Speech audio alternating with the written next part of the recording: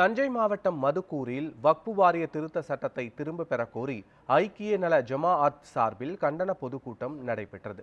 மதுரை உயர்நீதிமன்ற நீதிபதி சுவாமிநாதன் வழக்கறிஞர் வாஞ்சியனை நீதிமன்றத்தில் அழைத்து மிரட்டியதற்கான கடும் கண்டனம் தெரிவிக்கப்பட்டது. இதுகுறித்து தமிழ்நாடு ஹஜ் கமிட்டி தலைவர் சட்டமன்ற உறுப்பினருமான அப்துல் சமீத் அளித்த பேட்டியை தற்போது காணலாம். வக்பு வாரிய திருத்த சட்டம் என்பது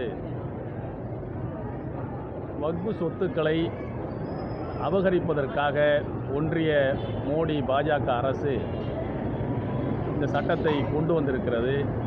இந்த சட்டத்தினுடைய பல்வேறு பிரிவுகள் வக்பு வாரியத்தினுடைய அதிகாரங்களை நீர்த்து போகச் செய்து அந்த சொத்துக்கள் அபகரிப்பதற்காக பல்வேறு சதித்திட்டங்கள் அதில் இருப்பதை உணர்ந்ததன் விளைவாக இன்றைக்கு நாடு முழுக்க இதை எதிர்த்து போராட்டங்கள் நடைபெற்று கொண்டிருக்கிறது.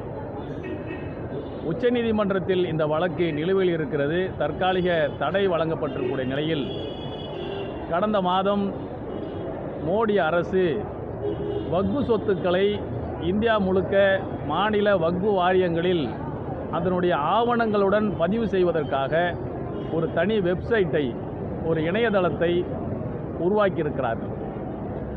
இது முழுக்க முழுக்க நீதிமன்ற அவமதிப்பாகும்.